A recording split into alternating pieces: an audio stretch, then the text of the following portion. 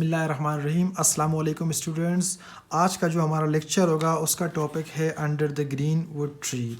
मैं आपको बताता चलूँ, ये फ़र्स्ट ईयर इंग्लिश की एक पोएम है। इस पोएम को आज हम पढ़ेंगे और समझेंगे समराइज़ फॉर्म में। यह आपके एग्ज़ाम में भी बहुत ज़्यादा इम्पोर्टेंट है। इसमें से सवालात और MCQs आते हैं। तो इस पोएम का नाम है under the green wood tree. ये एक सॉन्ग है, एज़ यू लाइक इट से लिया गया है। इसके बारे में आपको अभी बताता हूँ ये है क्या और विलियम शेक्सपियर साहब ने लिखा है। सबसे पहले हम ऐसे करते हैं, विलियम शेक्सपियर साहब के बारे में कुछ चीज़ें जान लेते हैं। तो किताब को कुछ टाइम के लिए साइड पे रख लेते हैं। कुछ नोट्स हमने आपके लिए बनाए हैं बुलेट फॉर्म में या फिर आप समझ लें पॉइंट फॉर्म में।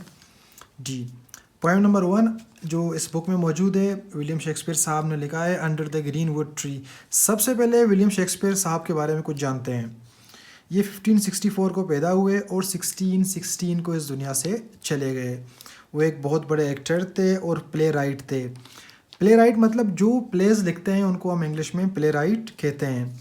अच्छा, एक पॉइंट और भी है, क्वीन एलिज़ाबेथ के दौर में ये थे और जैकोबियन एरा मीन्स इन दोनों एराज में ये साहब मौजूद थे। इन दोनों एराज में इन्होंने ड्रामे या फिर अपनी पोइट्री लिखी है। अच्छा, एक पॉइंट और है, ड्राइडन के नाम से एक साहब था।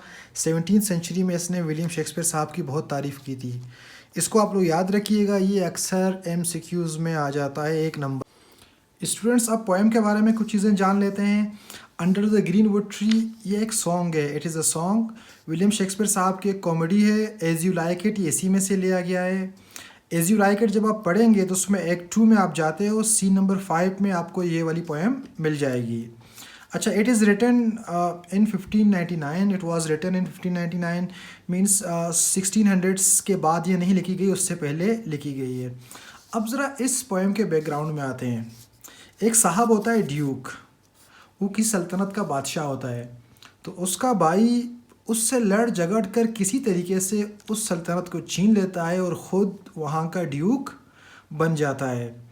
जो भाई होता है जिससे सल्तनत छीना गया है, वो एक जंगल में जाके रहने लगता है। उस जंगल का नाम है आर्डन, फॉरेस्ट ऑफ आर्डन। वो एक जलावतनी की ज़िंदगी गुजारने पे मजबूर हो जाता है। तो वहाँ पर जंगल में ही बहुत सारे लोग पहले से रह रहे होते हैं। तो ये साहब, ये ड्यूक जाकर उनके पास रहने लग जाता है। तो इस पोएम का बैकग्राउंड ये है कि उन्हीं लोगों में से एक साहब होते हैं एमियंस या फिर लॉर्ड एमियंस जिसको हम कहते हैं। ये MCQs में अक्सर आ जाता है। तो लॉर्ड एमियंस वहाँ पर उस जंगल में एक गाना गुनगुनाता है। अब उस गाने का मेन थीम क्या है? देखें, हम शहरों में रहते हैं, शहरों में रहने वाले लोग जो होते हैं उनके दुश्मन इंसान होते हैं, उनके दुश्मन इंसान होते हैं। जबकि अगर आप एक जंगल में जाके रहने लगोगे इस सॉन्ग के मुताबिक, तो वहाँ पर आपके दुश्मन इंसान नहीं होते हैं। मीन्स हम शहरों में जो ह्यूमन बीइंग्स होते हैं मिसफॉर्च्यून्स, मुसीबतें, तकालीफ बर्दाश्त कर रहे होते हैं। जबकि जब हम फॉरेस्ट में जाते हैं तो वहाँ की ज़िंदगी बिल्कुल सिंपल होती है। तो वहाँ पर कोई भी हमारा दुश्मन नहीं होता। और इस पॉइंट में आगे बात की जा रही है कि जंगल में आप रहोगे तो आपको कुछ मुश्किलात का भी सामना करना पड़ेगा, जिसमें से 2 के बारे में बात की गई है। एक विंटर का सीज़न मीन्स बहुत सर्द मौसम, और रफ़ वेदर, बहुत ज़्यादा ख़राब मौसम हो। तो आपको इन दोनों मुसीबतों का सामना करना पड़ेगा।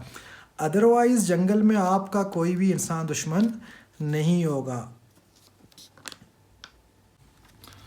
अच्छा, चलें स्टूडेंट्स, बैकग्राउंड बनने के बाद अब इस नज़म को हम लाइन बाय लाइन पढ़ के समझते हैं, बिल्कुल समराइज़ फॉर्म में। बिस्मिल्लाहिर्रहमानिर्रहीम।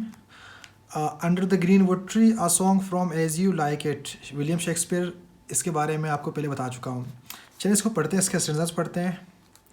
Under the green wood tree, who loves to lie with मी।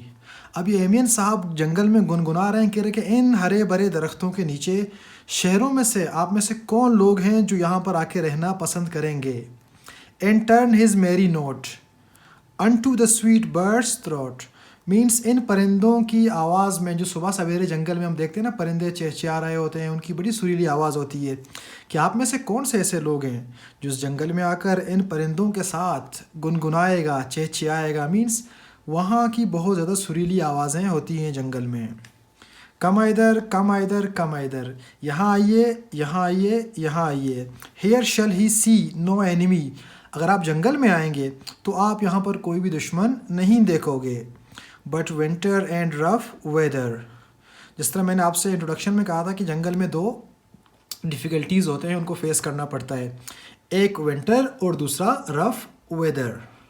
चलिए अब आगे बढ़ते हैं सेकेंड स्टेंजा की तरफ। हु डॉथ एम्बिशन शन, मीन्स आपकी जितनी ख्वाहिशात होंगी आपको उन तमाम ख्वाहिशात को वहाँ पर छोड़ना पड़ेगा। मीन्स हम शहरों में रहते हैं तो बहुत ज़्यादा ख्वाहिशात होती हैं। अब जंगल की ज़िंदगी कैसी होती है, बिल्कुल सिंपल। तो आप मीन्स जंगल में रहोगे तो शहरों जैसी ज़िंदगी आप गुजार नहीं सकोगे। And loves to live in the sun, इस सूरज की रोशनी में, इस धूप में आपको रहना पड़ेगा। Seeking the food he eats, जिस फूड की, जिस ग़िज़ा की आप तलाश में जंगल में होगे, सपोज़ करें आपको शहरों में रह रहे, पिज़्ज़ा खा रहे हो, पास्ता खा रहे हो, बर्गर हो गए या फिर अलग अलग किस्म के डिशेस खाते हैं, जंगल में आपको ये तमाम चीज़ें नहीं मिलने वाली है। And pleased with what he gets, आपको जंगल में जो मुयस्सर होगा उसी से आपको काम चलाना पड़ेगा। कम इधर, कम इधर, कम इधर, यहाँ आइए, यहाँ आइए, यहाँ आइए।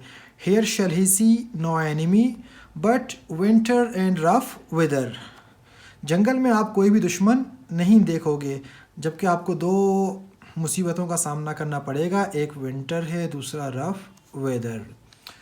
तो दोस्तों ये था हमारा lecture under the green wood tree. अगर आपको कोई चीज़ समझ में नहीं आई हो तो आप कमेंट में ज़रूर बताइएगा। अगर आपको इसके MCQs क्वेश्चंस किसी नोट्स में नहीं मिल रहे हैं, सॉल्व नहीं मिल रहे हैं, तो आप हमें बता दीजिएगा, हम आपको ज़रूर वहाँ पर देंगे। अल्लाह हाफिज़, अपना ख्याल रखिएगा।